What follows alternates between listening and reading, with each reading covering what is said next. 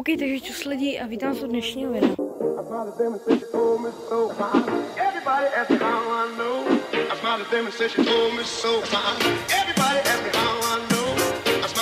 Takže tohle jste asi úplně nečekali, takový nový stroj na mém kanále. OK, takže v tuhle chvíli úplně nejsem jistý, co chci udělat.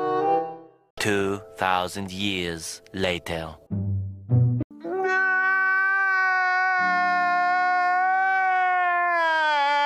OK, teď trošku zpomalíme a jdeme rozdělat karburátor.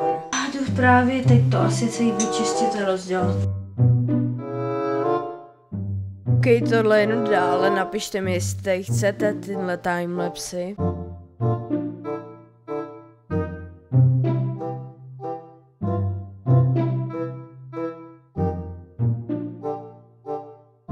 OK, takže tady něco vtipnějšího, asi 10 minut jsem hledal šroubovák a nenašel. OK, vůbec se nejsem jistý, tam půjdu slyšet, ale teď se stal velký fail se svíčkou. Co to se děje?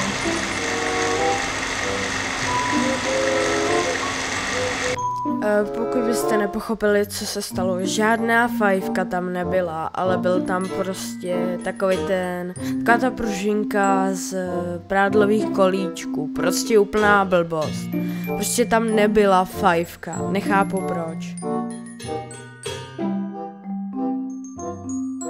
A tímto failem tenhle den jsem ukončil. Ale kdo řekl, že jsem ukončil video? Takže ráno jsem začal znova. OK, takže tohle prdítko na maseny nestartuje, protože něco je špatně s karburátorem, nejde tam benzín. Když jsme tam stříkli nějaký čistič, tak prostě to už chtělo jít, už to jako jelo trošku, ale prostě to jsem vám nenatočil, protože už to bylo strašně večerní, že by to nešlo vidět, ale dneska to prostě nepojede. OK, a teď místo failu si jdem nalepit kameru na helmu. OK, takže nalepený to je, tady nevím, jestli to půjde vidět tady. A tady už je to přilepený touhle obou stránkou, to je asi nejsilnější, co máme doma.